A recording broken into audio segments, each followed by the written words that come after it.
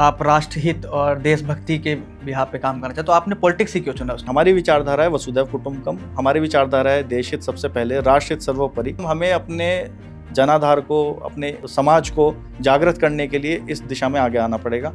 और मैंने सोचा कि हमें ये जीवन दिया है, बचपन से हमें सिखाया गया, हमारे संस्कार हैं ऐसे, तो फ्रंट फेस में आके हमें कुछ करना चाहिए, इसलिए मैंने राजनीति को चुना। तो आपने बीजेपी ही क्यों चुना फिर? बचपन से, क्योंकि मैं आरएसएस से रहा हूँ और आरएसएस एक तरह से सहयोगी अंग रहा है बीजेपी का, तो इसलिए झुकाव हमारा बीजेपी की तरफ रहा है और बीजेपी आरएसएस के ही संस्कारों को लेके आगे चलती है। तो आप अपने आप को फ्यूचर में एक बीजेपी के कार्यकर्ता के रूप में कार्य करते हुए कहाँ पाते हैं? बचपन से जब मैंने बताया अपना, तो तब मैंने एक डायरी में अपना लिखा था कि मैं सर्वोत्तम पद तक पहुंचूं। बीजेपी में एक चीज़ ये भी देखा गया, अभी रिसेंटली जो चुनाव हुए, कई राज्यों में चुनाव हुए, तो 12 दिन का विधायक को भी मुख्यमंत्री डायरेक्ट बना दिया। किसी भी पद को देते हुए संगठन बहुत सारे विषयों पर विचार करता है, राष्ट्र के बारे में, समाज के बारे में, फिर पर्सन किसी भी पॉलिटिशियन के बारे में बहुत ही अपशब्द यूज करते हैं। उनका टारगेट यही है कि सनातन को खत्म करना है, इसको दबाना है, अपने एजेंडे को लेके चलना है। उन्होंने जो अपने अल्पसंख्यकों को, मुस्लिमों को लेके चलना है, वोट बैंक को खुश करने के लिए वो सनातन को गाली देते हैं। पहलगांव में अटैक हुआ, वहाँ पे धर्म पूछ करके मारा गया कि आपका धर्म क्या है। और अभी मैंने एक इंटरव्यू भी सुना, किसी कांग्रेस नेता का नाम नहीं लूंगा मैं उनका, वो बोल रहे थे कि आतंकवादियों के पास इतना समय नहीं होता कि वो किसी का धर्म के बारे में पूछे। देखिए, भारत देश में जयचंद तो पहले से रहे हैं और आज भी हैं, तो उन्हें लोकतंत्र ने बोलने की आज़ादी दी है, तो वो खूब बोलते हैं, लेकिन कुछ लिमिटेशन नहीं है, इस पर भी कानून आना चाहिए। तो ये लोग तो सेना से भी सबूत मांग रहे थे, अभी परसों भी कांग्रेस के पंजाब के नेता ने, पूर्व मुख्यमंत्री ने मांगे सबूत, तो उनको शर्म नहीं आई, तो बहुत ही दुखद विषय है। नमस्कार दोस्तों, स्वागत है आपका हमारा यूट्यूब चैनल कुछ बातें पर। मैं हूं आपका दोस्त और होस्ट धीरज, और ये हैं विभास कुमार। आज हम आपको एक ऐसे शख्सियत से मिलाने जा रहे हैं जिन्होंने अपने करियर की शुरुआत इंजीनियरिंग से की, और आज वो एक समाज सेवी के तौर पर दिल्ली और गाजियाबाद में काम कर रहे हैं, और फिलहाल वो भाजपा गाजियाबाद में श्रम प्रकोष्ठ के उपाध्यक्ष हैं। तो मैं आज आपको उनसे मिलाता हूँ, वैभव पराशर जी से। नमस्कार वैभव जी, कैसे हैं आप? नमस्कार धीरज जी, नमस्कार विभास जी, मैं अच्छा हूँ, आप कैसे हैं? हम लोग बहुत मस्त हैं। तो थोड़ा सा आप हमारे दर्शकों को बताइए अपने बारे में कि आपकी जर्नी कहाँ से शुरुआत हुई और अभी आप क्या कर रहे हैं, और देश के लिए और समाज के लिए क्या क्या करना चाह रहे हैं और क्या क्या कर चुके हैं। देखिए, अगर मैं शुरुआत से बात करूं तो मैं मेरठ में पैदा हुआ, मावाना में, और 6 तक मैं वहां पढ़ा, और 6, 7 से लेकर 12 तक मैं सहारनपुर में सरस्वती विद्या मंदिर, शिशु मंदिर में पढ़ा, जो आरएसएस का द्वारा संचालित स्कूल है, और आरएसएस से मैं बचपन से जुड़ा रहा हूं। वहाँ पर मैं सेनापति और प्रधानमंत्री के पद पर रहा, चुनाव लड़के छात्र संसद के माध्यम से। तो देश हित की भावना, वसुधैव कुटुंबकम के हिसाब से लेके चलना, पृथ्वी एक हमारा घर है, सारे संसाधन जो ईश्वर ने हमें दिए हैं वो हमारे लिए एक तरह से अमृत है, और उनका हमें सदुपयोग करना चाहिए। सभी सद्भाव और एकता की भावना से हमें अपने देश की रक्षा के लिए काम करना चाहिए, समाज की रक्षा के लिए काम करना चाहिए, समाज के सेवा में हमें अपना कुछ ना कुछ योगदान अपने जीवन में देना चाहिए। इस भावना से ओतप्रोत होकर बचपन से मैं आगे बढ़ा। उसके बाद फिर मैंने इंजीनियरिंग लखनऊ से की, तो क्योंकि छात्र संसद से मेरे को चुनाव लड़ा और थोड़ा सा देश हित और समाज की चिंता थी, तो मेरा भाजपा की तरफ झुकाव हुआ। वहाँ पे मैं 2006 में मैंने भाजपा ज्वाइन किया, लेकिन क्योंकि इंजीनियरिंग में वहाँ पे थोड़ा सा रेस्ट्रिक्शन होती है और फिर पढ़ाई का भी एक जोर रहता है, तो इस चक्कर में मैंने कुछ उसमें पॉलिटिक्स में कुछ नहीं किया। लेकिन इंजीनियरिंग के बाद जब वापस गाज़ियाबाद में दिल्ली एनसीआर में जॉब के लिए आए, तो 2010 से फिर मैं सोशल मीडिया और इसके माध्यम से, क्योंकि उस टाइम फेसबुक भी आ गया था और ट्विटर भी चल रहा था, तो वहाँ से अपना, क्योंकि देश में एक तरह से एक नेगेटिव वाइब्स थी, क्योंकि देश में 2008 में 7 में आपको पता है कि एक डाउनफॉल आया था, तो उस डाउनफॉल के माध्यम से टेक्नोलॉजी ग्रुप्स में और इंडस्ट्री में, कॉरपोरेट में ये चल रहा था कि भाई कैसे देश को उबारा जाए, क्या गलत कदम उठाए गए हैं, वैश्विक महामारी क्या चल रही है, इंडिया इससे कैसे उबर सकता है। तो इन सब चीज़ों के माध्यम से, और देश में थोड़ा बेरोज़गारी भी बहुत बढ़ गई थी, तो और कुछ गलत कांग्रेस की सरकार के द्वारा जो गलत नीतियाँ और गलत निर्णय लिए गए उसके माध्यम से भी, और करप्शन के बहुत मुद्दे ऐसे उठाए जो जिससे देश में एक असुरक्षा की भावना आ गई और एक मतलब एकता की भावना में भी खंडन आया। तो उसमें ये हुआ कि मुझे भी कुछ ना कुछ करना चाहिए। ठीक है, हम लोग भाई ग्रेजुएट हो गए, इंजीनियरिंग में आ गए, अपना करके अब नौकरी करनी है, लेकिन नौकरी के साथ साथ भी हमें अपने समाज के लिए, देश के लिए कुछ करना है, और सही पार्टी को लेके आना है कम से कम सत्ता में, कि भाई हम लोग उसके माध्यम से अपने हिंदू धर्म और अपने देश के लिए, और अपने जिसे हम कहते हैं कि भारत विश्वगुरु बनाना है, सोने की चिड़िया जैसे पहले था, तो उसको बनाने के लिए हम लोग अपना अपना कंट्रीब्यूशन करें। तो इसके माध्यम से, सोशल मीडिया के माध्यम से हमने बीजेपी का प्रचार शुरू किया, राइट विंग का। और इसके बाद 2014 में माननीय मोदी जी प्रधानमंत्री बने, भाजपा की सरकार बनी। उसके बाद सोशल मीडिया के माध्यम से और आईटी के माध्यम से 2017 तक हम लोग मैं वही करता रहा। यूपी के इलेक्शन हुए, फिर माननीय योगी जी सीएम बने, तो दिल्ली की भाजपा में भी मेरा कंट्रीब्यूशन रहा। और विभिन्न सामाजिक संस्थाओं से, जैसे प्रकाशा फाउंडेशन है, सैल्यूट तिरंगा है, प्रकाशा क्या फाउंडेशन करती हैं? हाँ, ये प्रकाशा फाउंडेशन क्या करती हैं कि समाज सेवा का काम करती हैं, देश के भक्ति के से संबंधित जो कार्यक्रम है उसको करते हैं। और इसके अलावा जैसे गढ़िया लोहार समाज है, जो महाराणा प्रताप के टाइम पे जंगलों में रहते थे, उन्होंने कसम खाई थी हम चप्पल नहीं पहनेंगे, और उनके लिए ये भाले और हथियार तलवार बनाते थे। तो तब से वो समाज यहाँ आके विस्थापित होकर दिल्ली में रहता, तो उनके झुग्गी झोपड़ी और इन सब के काम में, पढ़ाई में, शिक्षा में, और उनके मूलभूत अधिकारों को, जल है, पानी है, इन सब चीज़ों को अधिकारों के लिए काम करते हैं, ताकि उन लोग का डेवलपमेंट हो सके, उन लोगों को एक घर मिल सके, एक उनके बच्चों का जीवन अच्छे तरीके से सुधर सके। इसके अलावा फिर ओम सेवा संस्थान से भी मैं जुड़ा, जो काशी की संस्था है, उसमें भी मैं उपाध्यक्ष हूँ। तो वहाँ पे भी बेसिकली गर्ल जो चाइल्ड हैं उनके लिए एजुकेशन के लिए, हेल्थ के लिए बहुत सारे बच्चों को हम वहाँ पे भी पढ़ा रहे हैं। और जैसे एनवायरनमेंट के लिए पेड़ लगाना, और सामाजिक उत्थान के लिए, सामाजिक एकता के लिए जागृत करना लोगों को, इस प्रकार के कार्यक्रम भी हम उसमें करते रहते हैं। इसके बाद फिर मैं दिल्ली भाजपा के लिए भी काम करता रहा ऐसे ही। और 2020 के बाद फिर मैं गाज़ियाबाद उत्तर प्रदेश से श्रम प्रकोष्ठ का उपाध्यक्ष हूँ भाजपा में। और अभी भी समाज सेवा का ही उत्थान, मतलब समाज को आगे बढ़ाने के लिए काम करना है, तो अभी श्रमिक भाइयों के लिए हम लोग काम करते हैं। हमने भारतीय जनता पार्टी के द्वारा दिए गए आयाम, जिसमें मजदूर भाई जो काम करते हैं, क्योंकि हम क्या देखते हैं कि जैसे कोई भी नौकरी करता है तो गवर्नमेंट का प्रावधान है ईएसआई पीएफ के लिए। पीएफ होता है उसके जो निधि है, बेसिकली पैसा इकट्ठा करना, और ईएसआई होता है मेडिकल हेल्थ के लिए। लेकिन अब हम ये देखते हैं कि जो असंगठित श्रमिक हैं, जो लेबर चौक पे सुबह जाते हैं, सुबह कमा के खाते हैं, तो बेसिकली उनका क्या है कि ना तो उनका कहीं रजिस्ट्रेशन है, ना मतलब होता था, ना उनका कोई सेफ्टी सिक्योरिटी, ना वो गवर्नमेंट की किसी लिस्ट में आते हैं, ना वो किसी सुविधा का लाभ उठा पाते थे। तो हमने माननीय मोदी जी के माध्यम से जो उन्होंने नीति लेके आए श्रमिकों के लिए, उत्थान के लिए, तो श्रमिक कार्ड बनवाने शुरू किए। श्रमिक कार्ड का माध्यम यही है, बेनिफिट ये है कि इसमें 5 लाख तक का आयुष्मान की भांति इंश्योरेंस उनको प्राप्त होता है। कितने हितग्राहियों को अभी तक इसका फायदा मिल चुका है? इसमें हम देखा जाए तो हमने उत्तर प्रदेश में सबसे ज़्यादा 27,000 कार्ड बनवाए श्रमिकों के लिए।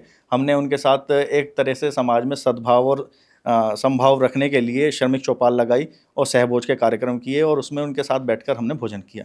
इससे समाज में एकता का भाव जाता है, और जातिगत जो भेदभाव या फिर आर्थिक रूप से भेदभाव, जो आदमी सोचता है कि मैं अमीर हूँ, ये गरीब है, उस भेदभाव को ख़त्म करने का प्रयास हमने किया, और समाज को एक जुट बनाने के लिए काम किया। प्लस उनके कैंप लगवा के हमने अपने कार्यक्रमों में श्रमिकों के कार्ड बनवाए, और उनको सरकार की, उत्तर प्रदेश सरकार माननीय योगी जी की और माननीय मोदी जी की केंद्र सरकार की नीतियों के बारे में बताया, जो श्रमिक भाइयों के लिए चल रही हैं। जैसे उसमें क्या है कि बच्चों के एजुकेशन के लिए भी उसमें 12वीं तक के लिए किताबें मिलती हैं। प्लस अभी हमारे जितने उत्तर प्रदेश के 18 मंडल है, इसमें क्या है कि तो श्रमिक भाइयों के लिए जो छात्रावास और साथ में स्कूल जो बनाया है माननीय योगी जी ने, तो उसमें क्या है कि जैसे हम देखते हैं कि श्रमिक भाई जो हैं, जो मजदूर हैं, किसी प्रोजेक्ट पे मान लो कोई ठेकेदार लेके आया, मान लो गाज़ियाबाद ले आया, तो गाज़ियाबाद में अगर मान लो 100 मजदूरों की आवश्यकता है, तो यूपी, बिहार, बंगाल, कहीं से भी जहाँ से मजदूर आते हैं, तो उनको ले आएगा, तो वो अपने फैमिली को लेके आते हैं, छोटे बच्चे होते हैं। अब यहाँ मान लो प्रोजेक्ट अगर 1 साल चला, 1 साल के बाद अब उस ठेकेदार को काम मिल गया मान लो चंडीगढ़ में, वो अपनी लेबर को लेकर चंडीगढ़ चला जाएगा। तो इस तरह से क्या होता है, घुमंतु जो मजदूर होते हैं, जो अनुबंधित होते हैं, अब उनको बच्चे भी साथ में घूमते रहते हैं, और उनकी पढ़ाई, एजुकेशन कुछ हो नहीं पाती। फिर वो जब थोड़े बड़े होते हैं तो कभी कहीं बाल श्रम की तरह से अवैध रूप से काम करवाते हैं उनसे ज़बरदस्ती, या फिर जब वो 18 साल के हो जाते हैं तो वो भी मजदूरी करते हैं। हालांकि हर मजदूरी सोचता है कि उसका बच्चा अच्छा पढ़े, उसका अच्छा भविष्य हो, और उनका बुढ़ापा अच्छे से गुजरे। तो इस दिशा में सरकार ने बहुत अच्छा पहल की है और कदम उठाया है। तो अब इसमें क्या है कि वो मजदूर भाई जो घूमते हुए दूसरे प्रोजेक्ट्स पे काम करते हैं, जिनका कोई अपना घर एक नहीं है फिक्स, तो वो अपने बच्चों को छात्रावास में डाल देते हैं, और वो बच्चा वहीं तक 12th तक पढ़ता है। तो ये स्कूल है गवर्नमेंट का दिया हुआ पूरा फंड जाता है, या फिर उसका भी लेबर का भी कुछ ना कुछ उसमें नहीं, ये अनुदान इसमें होता है? लेबर का पूरा फ्री है, सरकार श्रमिकों को 1 भी रुपया नहीं देना है, सब शिक्षा भी फ्री है, और रहना खाना बच्चे का सब फ्री है। तो ये बहुत अच्छी योजना है, और 18 मंडलों में बनने जा रहा है। और फिर माननीय योगी जी ने कहा है कि 18 मंडलों बनने के बाद हर जिले में ऐसा बनेगा। तो आप सोचिए, हर जिले के उत्तर प्रदेश के श्रमिक भाई को, चाहे वो कहीं का भी हो पूरे भारत में, जरूरी नहीं उत्तर प्रदेश का है, वो अपने बच्चों को कैसे अच्छे से पढ़ा सकता है, उनका फ्यूचर बना सकता है। और मुझे लगता है कि इससे समाज में एक अच्छा उत्थान होगा। अच्छा, जैसा कि आपने बोला कि आप राष्ट्रहित और देशभक्ति के बिहार पे काम करना चाहते, तो आपने पॉलिटिक्स ही क्यों चुना? उसके भी तो कई रास्ते, कई तरीके हैं वो सब चीज़ करने के। ये आपका बड़ा अच्छा सवाल है। देखिए, होता क्या है, सपोज़ कीजिए कि मैं देश हित, राष्ट्र हित या समाज सेवा या अपने धर्म के रक्षा के लिए कुछ सहयोग करना चाहता हूँ। तो सहयोग करने के तरह तरह के तरीके हैं। एक तो होता है कि मान लीजिए मैं काम करने जा रहा हूँ कि भाई मैं करूँगा देश की सेवा, धर्म की रक्षा या जो भी समाज सेवा। अब आप हमारे जैसे मित्र हैं, तो हमने आपसे कहा, तो आपने कहा कि भाई हम तो अपने काम में बिज़ी हैं, आप कीजिए, हम आपको सपोर्ट करेंगे। तो सपोर्ट भी कई तरह से होता है, जैसे कि आपने कहा कि भाई हम धन का राशि देंगे, है ना, सहयोग करेंगे। जब कोई सामाजिक हित का काम होगा, किसी के एजुकेशन के लिए काम होगा, खाने के लिए काम होगा, बेसिक नीड्स के लिए काम होगा, तो हम आपको सपोर्ट करेंगे। एक हो गया कि आपने कहा मैं पत्रकार हूँ, मैं आपकी बातों को लिखूंगा। सहयोग सभी कर रहे हैं, लेकिन सामने आके काम करने के लिए भी किसी ना किसी को तो आना पड़ेगा। तो मैंने सोचा कि भाई अगर हमें अच्छी नीतियों को लाना है, लोकतंत्र में संविधान है, संविधान में चीज़ों को ऐड करना है, देश की बदलती पृष्ठभूमि और डेमोग्राफी के हिसाब से भी अगर हमें, जैसे जातिगत जनगणना की बात कर लें, अगर जनगणना के हिसाब से भी चलना है, सरकार को अच्छी नीतियाँ लाना है और देश के सुरक्षा से कोई समझौता ना करते हुए हमें अगर सही दिशा में बढ़ना है, तो कम से कम आपको विधानसभा और लोकसभा में जाना पड़ेगा। तो जो आपकी विचारधारा के हिसाब से होता है, तो आपको अपनी विचारधारा को लेके आगे बढ़ाना है। हमारी विचारधारा है वसुधैव कुटुंबकम, हमारी विचारधारा है देश हित सबसे पहले, राष्ट्र हित सर्वोपरि, उसके बाद ही सब कुछ आता है। तो उस दिशा में बढ़ते हुए हमने बहुत सारी देश विरोधी गतिविधियों और ताकतों को देखा, संस्थाओं को देखा। तो हमें उसमें आगे बढ़ने के लिए, अपने राष्ट्र को बचाने के लिए, अपने लोकतंत्र को बचाने के लिए, सामने आके विधानसभा में और लोकसभा में जाने के लिए, चाहे हम एमएलए एमपी ना बने, वो बात अलग है, लेकिन कम से कम हमें अपने जनाधार को, अपने समाज को जागृत करने के लिए इस दिशा में आगे आना पड़ेगा। और मैंने सोचा कि हमें ये जीवन दिया है, बचपन से हमें सिखाया गया, हमारे संस्कार हैं ऐसे, तो फ्रंट फेस में आके हमें कुछ करना चाहिए, इसलिए मैंने राजनीति को चुना। तो आपने बीजेपी ही क्यों चुना फिर? देखिए, क्योंकि कई भी और भी पार्टियां थी, और जिस दौर पे आप जुड़े उस दौर पे तो बीजेपी की सरकार भी नहीं थी। देखिए, आपकी बात सही है, लेकिन बचपन से क्योंकि मैं आरएसएस से रहा हूँ और आरएसएस एक तरह से सहयोगी अंग रहा है बीजेपी का, तो इसलिए झुकाव हमारा बीजेपी की तरफ रहा है। और बीजेपी आरएसएस के ही संस्कारों को लेके आगे चलती है, राष्ट्रहित के नाम से और वसुधैव कुटुंबकम के नाम से।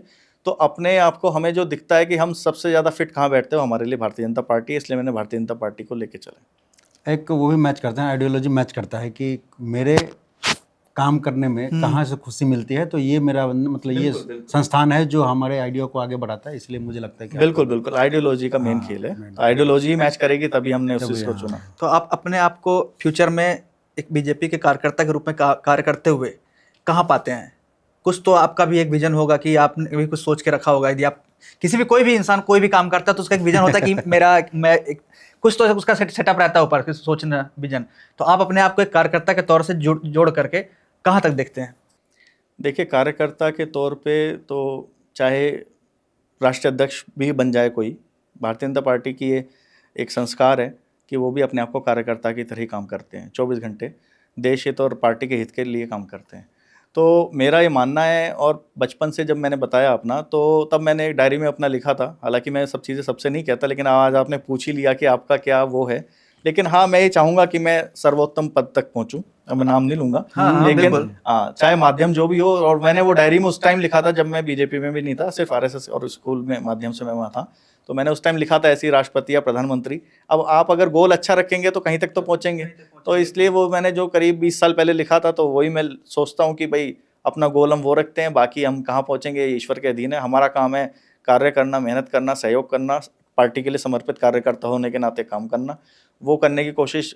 अब क्या है कि मैं बैकग्राउंड में, जॉब के बैकग्राउंड में भी हूँ, तो जितना समय मिल पाता है मैं उस हिसाब से समय दे पाता हूँ। बीजेपी में एक चीज़ ये भी देखा गया, अभी रिसेंटली जो चुनाव हुए, कई राज्यों में चुनाव हुए, तो पहले क्या होता था कि एक परिवारवादी चीज़ें चलती थी और एक लंबा टाइम तक वो रहता था। अभी रिसेंटली देखा कि 12 दिन का विधायक को भी मुख्यमंत्री बना दिया। ट्रेंड है कि पता है, जैसे कि राजस्थान के आप देखें, पहली बार विधायक बने, 12 दिन ही विधायक थे, वो मुख्यमंत्री डायरेक्ट बना दिया।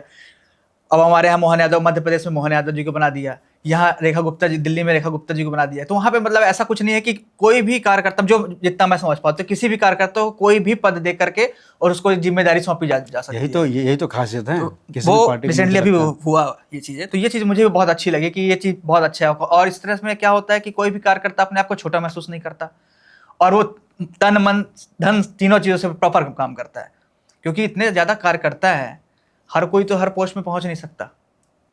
आपका कहना बिल्कुल सही है, लेकिन ये आप वो देख रहे हैं जो सामने से आपको दिखाया जाता है या आप देख पा रहे हैं जितना।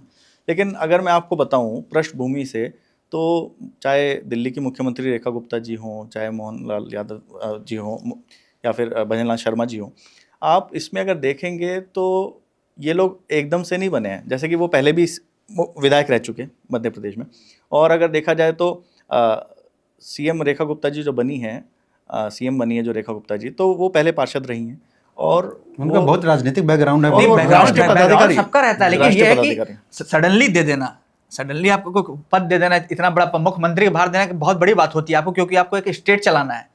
तो सोच समझ के, मुझे लगता है कि पार्टी के अध्यक्ष जो होते होंगे वो सारे देखिए, सोच समझ के किसी भी पद को देते हुए संगठन बहुत सारे विषयों पर विचार करता है। सिर्फ एक कैडर की भाई सीनियर नेता है, सीनियर नेताओं की भी काफ़ी लंबी लिस्ट होती है, समर्पित कार्यकर्ताओं की लंबी लिस्ट है, लेकिन बहुत सारे फैक्टर्स को देखते हुए चीज़ों को लोग चलते हैं। और माननीय मोदी जी का विज़न है कि महिला सशक्तिकरण, तो इसलिए भी एक ये मेन मुद्दा रहा है। और आप देखेंगे तो दिल्ली की मुख्यमंत्री पहले शीला दीक्षित रही हैं, फिर आपकी आम आदमी पार्टी की भी रही हैं, तो महिला मुख्यमंत्री, तो शायद ये फैक्टर भी रहा है कि भाई महिला मुख्यमंत्री होंगी तो और अच्छा रहेगा, क्योंकि दिल्ली की जनता ने महिला मुख्यमंत्री को देखा है, और रेखा गुप्ता जी बहुत सशक्त और पुरानी कार्यकर्ता हैं और राष्ट्रीय पदाधिकारी भी रही हैं अभी, तो उनका एक अच्छा बैकग्राउंड रहा है, इतना सालों का उनका एक्सपीरियंस है, करीब 25 से 30 साल का उनका एक एक्सपीरियंस है जो संगठन के लिए काम कर रही हैं। तो एक समझी हुई, सुलझी हुई और वेल एजुकेटेड नेता है, तो अच्छा काम करेंगे, ऐसा मैं पूरी और उम्मीद जब से गवर्नमेंट बनी है तब से काफ़ी काम स्टार्ट भी हुआ, बहुत अच्छे तरीके और से इसमें काम आपका जो start एक हुआ। इसमें आपका जो एक विषय है कि भाई ऐसा किया गया, तो मोदी जी का भी एक विज़न है जो उन्होंने बोला कि भाई हम 1 लाख नए युवाओं को जोड़ना चाहते हैं। तो पॉलिटिक्स में वो इसलिए ऐसा भी नए फेस इसलिए ला रहे हैं ताकि एक कन्वेंशनल और ट्रेडिशनल फेस को लेके जनता के बीच में जो विचार बन जाता है। सपोज़ कीजिए आपने परिवारवादी पार्टियों की बात की, जो दल हैं, एक राष्ट्रवादी तो एक परिवार ही चला रहा है ना। आप छोटे क्षेत्रीय दलों को तो छोड़ ही दीजिए, कांग्रेस को भी एक परिवार ही चला रहा है कितने सदियों से। तो आप अगर उसमें देखेंगे कितने दशकों से मतलब चला रहा है, तो आप अगर इसमें देखेंगे तो एक इस ट्रेंड को भी तोड़ना कि भाई अगर आप बड़े नेता बन गए हैं, मान लीजिए भारतीय जनता पार्टी में भी, तो जरूरी नहीं कि आप ही के सिबलिंग्स या फिर आपके ही जानने वाले अच्छे बने, एक छोटे से छोटा कार्यकर्ता भी सर्वोत्तम पद को प्राप्त कर सकता है। हाँ, तभी तो वो लोग फिर अच्छे मन से काम करेंगे, नहीं या तो फिर ये हो जाएगा परिवारवाद चलने लग जाएगा, तो फिर लोग जुड़ेंगे क्यों, फिर उनको भी लगेगा कि कुछ करने से कोई मतलब नहीं, हमें कुछ मिलना तो है नहीं, तो एक वो तरीका हो जाता है। अच्छा, एक चीज़ और कि जैसे बीजेपी सनातन धर्म को लेकर के बहुत ज़्यादा है, क्योंकि वो आरएसएस से जुड़े हुए हैं, आरएसएस का मेन एजेंडा भी यही रहता है कि सनातन धर्म को आगे लेकर के चलना है।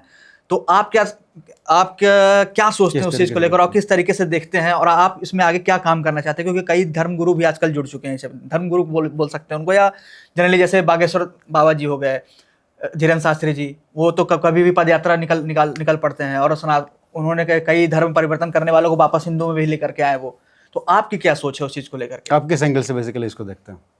देखिए, आप अगर देखेंगे तो सनातन तो हजारों वर्षों से, लाखों वर्षों से पृथ्वी पर है। ईश्वर ने जब इंसान की रचना की, मनुष्य बनाए, तब से सनातन धर्म है, हमारे शास्त्रों में भी लिखा हुआ है। तो हमारा सनातन एक तरह से अनंत काल तक रहने वाला है। लेकिन आप देखेंगे तो पिछले 1-2 हज़ार वर्षों में काफ़ी लोग आए जिन्होंने सनातन धर्म को तोड़ने की कोशिश की और अपना गुलाम भी बनाया, चाहे मुग़ल हों चाहे अंग्रेज़ हों। तो क्या हुआ है कि सनातन धर्म कमज़ोर तो हुआ है काफ़ी, और जिस तरह से आप देखेंगे 1947 के बाद से तो निरंतर रूप से 2014 तक कमज़ोरी होता है। हालांकि हमारे धर्मगुरुओं ने हमेशा अपने हर तरीके से जीवन खपा दिया इस चीज़ के लिए कि सनातन की रक्षा हो, धर्म का प्रचार प्रसार हो, और कन्वर्जन को, फोर्स कन्वर्जन या सॉफ्ट कन्वर्जन, दोनों को रोका जा सके। अब फोर्स कन्वर्जन तो बहुत बार आप देखते हैं, सॉफ्ट कन्वर्जन भी ब्रेन वॉश किया जाता है, चाहे वो क्रिश्चियन में हो चाहे मुस्लिम में हो।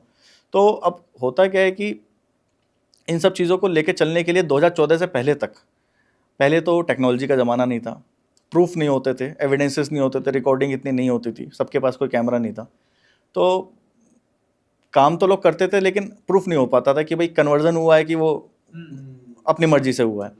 तो लोग करते भी थे तो धर्मगुरु लगे रहते थे। लेकिन क्या हुआ है 2014 के बाद से, जैसे माननीय मोदी जी ने एक बीड़ा उठाया और उनका एक ड्रीम भी है कि सनातन की रक्षा के लिए हिंदुओं के मंदिरों का जीर्णोद्धार करवा रहे हैं। आप अगर देखेंगे तो काशी का उन्होंने कराया है ना, केदारनाथ में इधर उन्होंने सड़कें बनवा रहे हैं, तो बहुत जगह वो सारी चीज़ें कर रहे हैं मंदिरों को लेके। तो इससे धर्मगुरु और मेन केंद्र सरकार भाजपा में सत्ता में होते हुए धर्मगुरुओं में भी एक शक्ति पैदा हुई है। धर्मगुरु पहले बोलते थे तो उनके खिलाफ या तो लाठीचार्ज हो जाता था या फिर उन्हें दबा दिया जाता था, झूठे केसों में फंसा दिया जाता था, आतंकवादी तक केसों में फंसा दिया जाता था, या फिर उन्हें धर्म संप्रदाय के नाम पे, हिंसा के नाम पे ज़बरदस्ती केस में फंसा दिया जाता था। तो धर्मगुरु भी एक लिमिट तक ही रह गए थे और बोलने की आज़ादी, और आप जानते हैं इमरजेंसी जिस देश में लग गई 1977 में, तो वहाँ की स्वतंत्रता कितनी रह जाती है और बोलने की आज़ादी कितनी रह जाती है, तो वो आप जानते ही हैं कि वो कितनी लिमिट कम हो गई थी। 2014 के बाद से जब देश के प्रधानमंत्री ही एक धर्मशिला और एक धर्म पताका लेके चले, जगह जगह मंदिरों में जाएं और उनका जीर्णोद्धार कराएं, सनातन की पुनर्स्थापना के लिए काम करें, तो धर्म गुरुओं का भी एक तरह से डर खत्म हो गया जो पिछली सरकारों में था।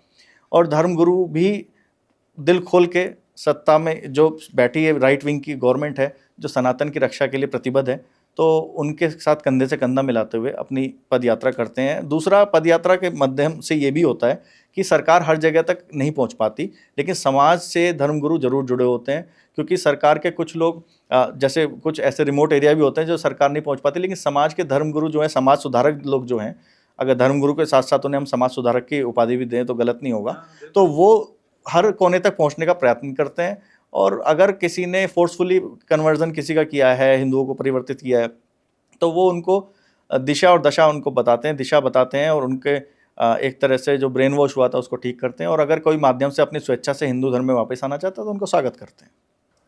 धर्म परिवर्तन से जैसे बात आई तो मैं अभी रिसेंटली जो पहलगांव में अटैक हुआ उसके बारे में बात करना चाहूँगा। कुछ दिन पहले पुलवामा में भी हुआ था, तो वहाँ पे धर्म पूछ करके मारा गया कि आपका धर्म क्या है। तो इस जो ये सब चीज़ें घटनाएं हो रही हैं, जबकि इतनी ज़्यादा सुरक्षा होने के बावजूद भी, और अभी मैंने एक इंटरव्यू भी सुना किसी कांग्रेसी नेता का नाम नहीं लूँगा मैं उनका, वो बोल रहे थे कि आतंकवादियों के पास इतना समय नहीं था, इतना समय नहीं होता कि वो किसी का धर्म के बारे में पूछे, बल्कि जब जिनकी मृत्यु हुई उनकी बीवियाँ, उन्होंने बताया कि धर्म पूछा गया, कलमा पढ़ने को बोला गया। बल्कि आपने सुना भी होगा कोई अपने कोलकाता के थे, उन्होंने कलमा पढ़ दिया है, थे हिंदू ही, लेकिन वो कर दिया तो उनको नहीं मारा। तो आप इन सब चीज़ों को किस तरह से देखते हैं? क्योंकि देखिए कहीं ना कहीं इन सब चीज़ों का भय होता है, पर्यटन में भी दिक्कत आती है, बहुत ज़्यादा इफेक्ट होता है। मैंने तो खुद नहीं सोचा कि मैं जाऊंगा कभी, क्योंकि ये सब चीज़ें हैं। तो आप उसको किस तरह से देखते हैं और उसका क्या सोल्यूशन है? देखिए, आपने कहा कि धर्म के आधार पर मारा गया, धर्म पूछ कर मारा गया, और फिर क्या इस टाइप की टिप्पणी शोभा देती है किसी को कि वो टिप्पणी कर रहा है कि एक तरह से देखा जाए तो आतंकवाद के सपोर्ट में बात कर रहे हैं?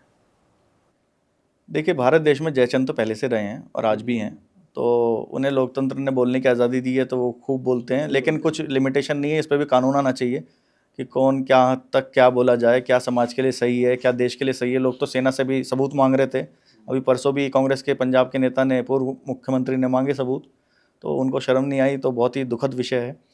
तो मैं इतना कहना चाहूँगा कि धर्म के आधार पर जो पूछ के आतंकवाद किया जा रहा है, मारा जा रहा है, स्पेशली हिंदुओं को, आज टेक्नोलॉजी का युग है।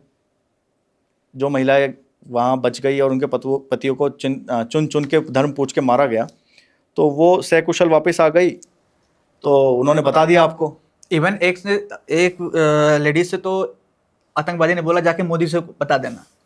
हाँ, तो बेसिकली इस बार का एजेंडा उनका दूसरा था और वो अपने एजेंडे में खुद ही फंस गए, क्योंकि पाकिस्तान प्रायोजित आतंकवादी हमला था। आप अगर देखें, आतंकवादी हमले में कश्मीर का, जम्मू कश्मीर का इतिहास रहा है कि करीब 25-30 साल का इतिहास देखेंगे तो बहुत ऐसे इंसिडेंट हुए। बस रोकी, हिंदू पूछ के मार दिया, ठीक है, स्कूल में गए, हिंदू टीचर को पूछ के मार दिया।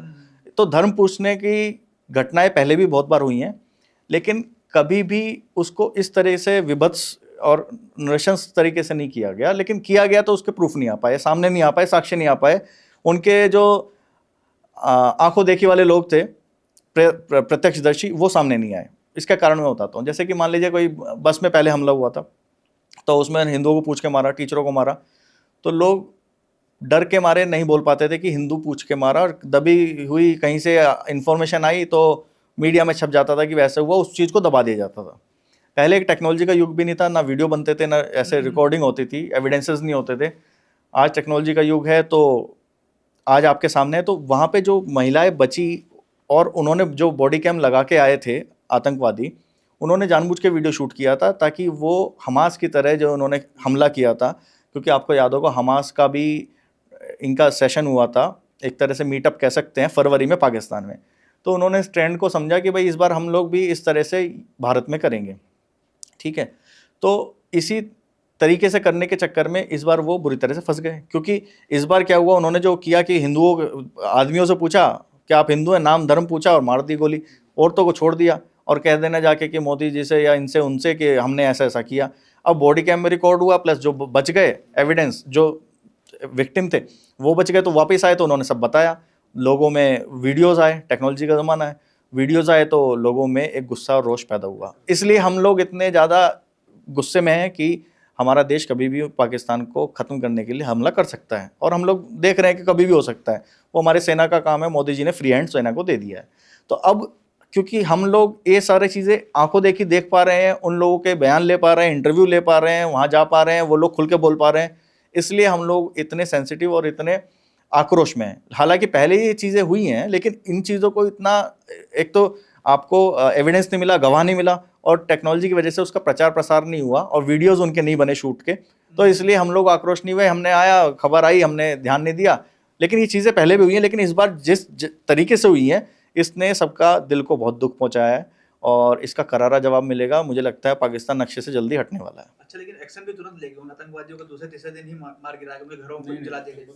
आतंकियों के घर तो जलाइए, एक्शन लिया जाए। घर तो ठीक है, वो तो सेना अपना काम कर रही है, वो आतंकवादी भी जल्दी, और उनके जो आका हैं और उनके जो जड़ है, मेन रूट हैं, जो टॉप हैंडलर हैं, जो उनके मेन बॉसेज हैं, उनका भी खात्मा जल्दी होगा, हमें पूरा विश्वास है अपनी सेना पे। अच्छा वैभव जी, आप इतने सारे संस्था से जुड़े हुए हैं, आप इतने काम करते हैं, भाजपा के भी उपाध्यक्ष हैं, साथ में काम भी करते हैं, जॉब भी करते हैं, कैसे मैनेज करते हैं ये सब सारी चीज़ें? देखिए, होता क्या है कि मैं तो मोदी जी से, माननीय मोदी जी से ही प्रेरणा लेता हूँ। उनके पास भी 24 घंटे उन्हें देश संभालना है, और हम लोग एक छोटे से इंसान कार्यकर्ता होते हुए हमारे पास भी 24 घंटे, तो क्या हम थोड़ा सा सहयोग और अपना टाइम निकाल के समाज के लिए और अपने संगठन के लिए नहीं दे सकते क्या? तो वही इसी सोच को लेके सुबह हो चाहे शाम हो या वीकेंड हो, जब भी समय मिलता है या कोई प्रमुख कार्यक्रम होता है तो छुट्टी लेके हम लोग उसको मैनेज करते हैं, और कोशिश करते हैं कि भाई जितना हम समय दे सके संगठन को, उतना इम्पोर्टेंट हमारे लिए है लाइफ में, क्योंकि वो हमारा एक जीवन का अभिन्न अंग है, और एक हमारा संस्कार है, और हमारा गोल भी है कि हमारे धर्म की रक्षा करना और समाज की बेहतरी के लिए हमेशा काम करना। वैभव जी, भी एक रिसेंटली मुद्दा चल रहा है, जो भी मैंने देखा, न्यूज़ में भी पढ़ा, न्यूज़पेपर में पढ़ा, जातिगत जनगणना बारे में। और उसमें राहुल गांधी ने भी एक छोटा सा लिखा हुआ था कि हम सरकार का समर्थन करते हैं इस बारे में, क्योंकि ये हमारी पहल की वजह से ही हो रहा है। तो आप थोड़ा सा हमें बताइए कि जातिगत जनगणना क्या है, और इससे जो वंचित लोग हैं उनको उससे क्या फ़ायदा है, क्या क्या नुकसान होंगे, आम जनता को क्या बेनिफिट होगा इससे? देखिए, जातिगत जनगणना बेसिकली एक जनगणना का ही हिस्सा है, और सेंसस जैसे 2011 में हुआ था, उसके बाद से अभी तक हुआ नहीं है। जातिगत जनगणना का मुख्य फ़ायदा ये होगा कि जाति के हिसाब से जो जनगणना है, कौन किस लेवल पर है, कौन बिलो पॉवर्टी लाइन में है, कौन ऊपर है, कौन किस क्लास में है, तो उसको एक तरह से गवर्नमेंट के पास डेटा आएगा। दूसरा, जातिगत के हिसाब से जैसे लोग कहते हैं कि भाई हमारी जाति में ये दिक्कत है, हमारी जाति में इतने शोषित हैं, इतने वंचित हैं, तो एक डेटा आ जाएगा, तो उससे एक्यूरेसी हो जाएगी, केंद्र सरकार को नीतियाँ बनाने में सहायता होगी, और अगर डेटा सही रहेगा तो सही नीति बनाने में, सही तरह से फंड रिलीज़ करने में और सही तरह से उसको इम्प्लीमेंट करने में बहुत आसानी होगी। और उस तरीके से जैसे कि जो एक्चुअल वंचित लोग हैं उनको बेनिफिट मिलेगा। हाँ, हमारा जो मूल उद्देश्य रहता है तो उसमें ये होता है कि हमारे पंक्ति के अंतिम छोर तक जो व्यक्ति है समाज की मेन धारा में आए, मुख्य धारा में, और उसको उसका फ़ायदा मिले। तो माननीय मोदी जी ने जैसे बैंक अकाउंट खुलवाए थे जनधन वाले, तो ये डायरेक्ट बेनिफिट ट्रांसफ़र उसी का एक पार्ट है कि भाई जैसे कि जो भी लोग हैं, जो नीतियां हैं, अब जैसे जातिगत जनगणना होगी तो इस हिसाब से जो भी नीति बनेगी, जो भी योजना आएगी उनकी, तो डायरेक्ट बेनिफिट ट्रांसफ़र होगा या किसी भी रूप में उनको फ़ायदा मिलेगा, वो डायरेक्ट होगा और पंक्ति के अंतिम छोर तक के व्यक्ति को उसका बेनिफिट होगा। लेकिन अगर विपक्ष का बात देखा जाए, अगर आप कह रहे हैं, तो जातिगत जनगणना को लेकर राहुल गांधी और दूसरी विपक्ष पार्टी का एजेंडा दूसरा है। उनका एजेंडा क्या है कि हमें 50% के ब्रैकेट को, रिजर्वेशन को तोड़ना है, और 50% को लेके जिसकी जितनी आबादी उतने उसकी हिस्सेदारी को लेकर वो डिमांड कर रहे हैं। तो उनका एजेंडा दूसरा है। हमारा एजेंडा है कि जातिगत जनगणना से सभी देश की सभी जाति, सभी धर्म में जितनी भी जातियाँ हैं, चाहे हिंदू हो, मुस्लिम हो, सिख, ईसाई, तो उसमें सभी जातियों को फ़ायदा मिले और जो गरीब तबका है, वंचित तबका है, वो भी ऊपर समाज की मुख्य धारा में आए, वो भी सशक्त बने और पैसा कमाए। अच्छा, इस 50% के बैरिकेड जैसे आपने बताया, राहुल गांधी का मेन मुद्दा ये है कि 50% में लाएं तो ताकि जो गणना के अकॉर्डिंग मुस्लिम का सीट ज़्यादा आना चाहिए, मतलब उनका ये है कि सीट हो, रिजर्वेशन हो, हर तरह से वो देखो, राहुल गांधी जी का एक ही उद्देश्य है कि देश को जातियों के हिसाब से तोड़ना। जब उन्होंने देखा कि भारतीय जनता पार्टी की तीसरी बार भी केंद्र में सरकार बन गई और उनकी गाड़ी स्टार्ट ही नहीं हो पा रही है, जो करीब 12 साल से 11 साल से बंद पड़ी है, तो उन्होंने पद यात्रा भी की, तब भी कुछ नहीं हुआ। और वो सबसे, आज तक के कांग्रेस का इतिहास है, सबसे फ्लॉप नेता है आज तक के जो लीडरशिप में है। वो अध्यक्ष भी बने, फिर हट गए, क्योंकि बेइज्जती तो हो ही गई, इतने चुनाव हार गए, नहीं जीत पा रहे, है ना, एक ही फेस को रखना है, तो उनकी गाड़ी तो कभी स्टार्ट होगी नहीं। लेकिन बात यह है कि उनको देश को बांटना है, जाति के हिसाब से बांटो, धर्म के हिसाब से बांटो, किसी भी तरीके से बांटो और राज करो, उनका उद्देश्य अंग्रेजों वाला ही है। अच्छा वैभव जी, ये बताएं कि अभी जो पॉलिटिशियंस है, जो स्तर गिरते जा रहा है नीचे, कि वो राष्ट्र के बारे में, समाज के बारे में, फिर पर्सन किसी भी पॉलिटिशियन के बारे में बहुत ही अपशब्द यूज करते हैं, क्या आपको नहीं लगता है कि इन पर भी बैन होना चाहिए, कि कुछ तो होना चाहिए हाँ, जैसे कि देखिए, कुछ भी ना बोल दें? अपोजिशन के बारे में तो हर पार्टी दूसरे के बारे में बोलती है, तो चलो ठीक है, वो ठीक समझ में आता है। बट आप कोई राष्ट्रहित, सामाजिक मुद्दों पे भी कुछ का कुछ बोलना, मैटर कुछ और है, आप उसको ऐसी भ्रांतियां फैला दे रहे हो कि मतलब कोई भी मैटर है, आप सबूत मांगने लग जा रहे हो, तो ये होना उचित है क्या? क्योंकि इससे तो राजनीतिक स्तर बहुत ज़्यादा नीचे गिर रहा है, क्योंकि इससे नुकसान उनका नहीं है, सामाजिक तौर पे नुकसान होता है। देखिए, जाकी रही भावना जैसी, तो उसमें बात यह है कि एक तो मैं कहूँगा कि हमारी जो भारतीय जनता पार्टी के पदाधिकारी हैं, नेता हैं, कार्यकर्ता हैं, संस्कारी लोग हैं, वो कभी भी गलत भाव को प्रदर्शित नहीं करते हैं। किसी भी बात को कहने का एक तरीका होता है और वो समाज के तरीके से ही जो भाषा होती है उसी का प्रयोग करते हैं। लेकिन जो विपक्ष के लोग हैं, कांग्रेस के हैं, दूसरे दलों के नेता हैं, वो ऐसी ऐसी घटिया बातें करते हैं जो नहीं करनी चाहिए। और स्पेशली, ठीक है, आप इंडिविजुअल कमेंट करो, पार्टी पे कमेंट करो, तो आदमी तब भी इग्नोर कर देता है। लेकिन देश और समाज को लेके, जैसे सेना पे सवाल उठाना, सेना से सबूत मांगना, और ये सेना के अलावा धर्म को लेके, धर्म को गाली देना कि ये तो कीड़े मकोड़े हैं, मसल देंगे, कुछ भी कहना, है ना, तो हिंदू धर्म को गाली देना, सनातन को गाली देना, ये बेसिकली, जिसकी मैंने बताया ना, जाकी रही भावना जैसी, तो उनके मन की भावना यही है, उनका टारगेट यही है कि सनातन को ख़त्म करना है, इसको दबाना है, अपने एजेंडे को लेके चलना है। उन्होंने जो अपने अल्पसंख्यकों को, मुस्लिमों को लेके चलना है, वोट बैंक को खुश करने के लिए वो सनातन को गाली देते हैं। और ऑब्वियसली एक लोकतंत्र के हिसाब से संविधान में भी धाराएँ हैं, बहुत बार उन पर केस भी होते हैं, लेकिन केस से उन्हें कोई खास डर नहीं है। और मुझे लगता है कि इस दिशा में एक ठोस कानून आना चाहिए कि जो सेना और धर्म को लेके विवादित बयान दे, चाहे वो किसी भी स्तर का व्यक्ति हो, उस पर कड़ी कार्रवाई होनी चाहिए, ताकि धर्म का स्तर, लोगों के समाज का स्तर और बोलने का स्तर मेंटेन रहे, और इस तरह से किसी भी धर्म युद्ध, गृह युद्ध या फिर दंगे भड़काने की कोशिश कोई ना करे। तो वैभव जी, अब समय की कमी है, तो मैं आपसे एक आखिरी क्वेश्चन पूछूंगा, उसके बाद हम इसको यहीं पे विराम देते हैं। तो जो अपने आज के युवा हैं, जो पॉलिटिक्स में आना चाहते हैं, तो उनके लिए आप क्या मैसेज देना चाहेंगे, और मतलब कैसे जुड़े वो?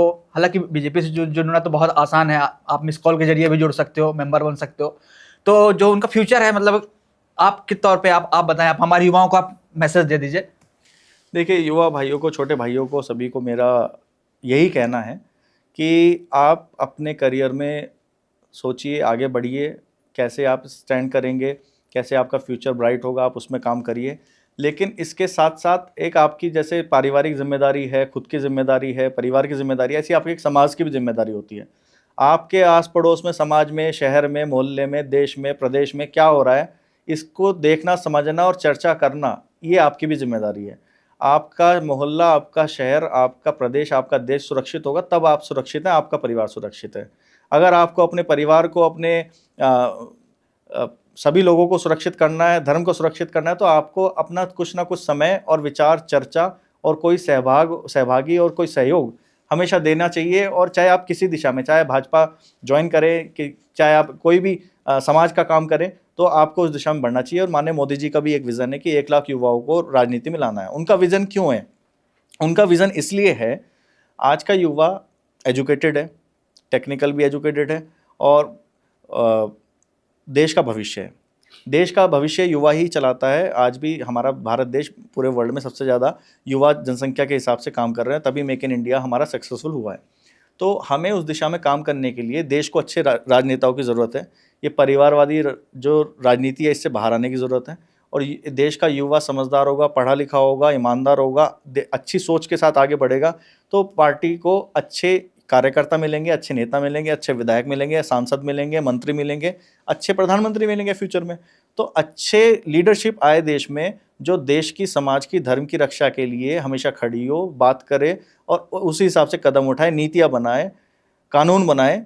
तो उस दिशा में आने के लिए युवाओं को सोचना पड़ेगा और उनको आना चाहिए। मोदी जी ने पिछले 11 साल में जो प्रावधान है वो चेंज कर दिया है, जो माइंडसेट है लोगों का वो बदल गया है। अब काफ़ी युवा भारतीय जनता पार्टी में आ रहे हैं, तभी हमारी पार्टी आज देश की सबसे बड़ी पार्टी भी है, विश्व की सबसे बड़ी पार्टी है। और जो पहले होता था कि भाई पार्टी में या राजनीति में सिर्फ गुंडे आते हैं या फिर मर्डरर आते हैं, क्रिमिनल्स आते हैं, दबंग आते हैं, तो ऐसा नहीं है। भारतीय जनता पार्टी में सभी सेवक हैं। अगर आप सेवा की भावना से राजनीति में आते हैं तो आपका स्वागत है। ना तो आपको पैसे कमाने की भावना से आना चाहिए, ना आपको दबंगई के भावना से आना चाहिए। आपको आना चाहिए हमेशा सेवक के रूप में। इसलिए माननीय प्रधानमंत्री जी देश के जो मेन लीड हैं, वो भी अपने आप को प्रधानमंत्री नहीं, प्रधान सेवक की नाम से परिभाषित करते हैं। और हमें भी हमेशा सेवक के रूप में काम करना चाहिए, देश की सेवा के लिए, समाज की सेवा के लिए, धर्म की सेवा के लिए। बहुत बहुत तो वैभव जी, आपसे मिलकर बहुत अच्छा लगा। इन फ्यूचर आपसे जरूर मिलेंगे और आपको आगे आपके भविष्य के लिए बहुत बहुत शुभकामनाएं। ऐसे ही आप समाज की सेवा करते रहें और आगे बढ़ते रहें। आपसे मिलकर बहुत अच्छा लगा। धन्यवाद। नमस्कार। जय श्री राम। जय श्री राम। दोस्तों, यदि आपको हमारा वीडियो अच्छा लगे तो हमारे चैनल को सब्सक्राइब करें, लाइक करें, कमेंट करें, शेयर करें। नमस्कार। नमस्कार।